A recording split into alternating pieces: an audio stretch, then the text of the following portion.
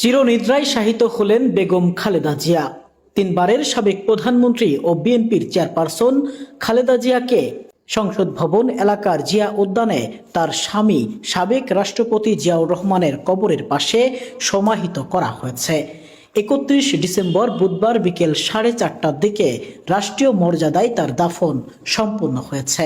খালেদা জিয়ার কবরে সবার আগে নামেন বড় ছেলে ও দলীয় ভারপ্রাপ্ত চেয়ারম্যান তারেক রহমান। নিজ হাতে তিনি তার মাকে কবরে চিরনিদ্রায় শায়িত করেন। এদিন বিকেল 4:15টায় জিয়া উদ্যানে প্রয়াত প্রেসিডেন্ট জিয়াউর রহমানের কবরের পাশে খালেদা জিয়াকে শায়িত করার কাজ শুরু হয়। এ সময় তারেক রহমানকে কবরে নেমে যেতে দেখা যায়। মাকে কবরে শায়িত করে বিকেল 4:30টার কিছুক্ষণ পর তিনি উঠে আসেন। এর আগে ৩১ ডিসেম্বর বুধবার দুপুরে জাতীয় সংসদ ভবনের দক্ষিণ প্লাজায় খালেদা জিয়ার নামাজে জানাজা অনুষ্ঠিত হয়।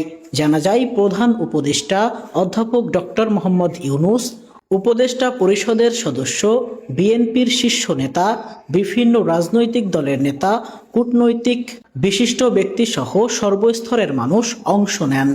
জানাজা শেষে মরদেহ দাফনের জন্য নেওয়া হয় জিয়া উদ্যানে।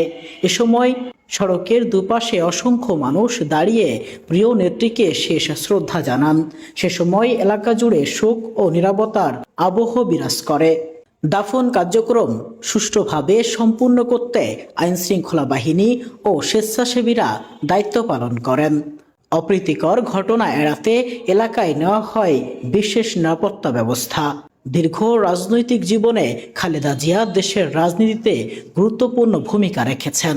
তার দাফনের মধ্য দিয়ে এক বর্ণাঢ্য ও ঘটনাবহুল রাজনৈতিক অধ্যায়ের পরিসমাপ্তি ঘটল।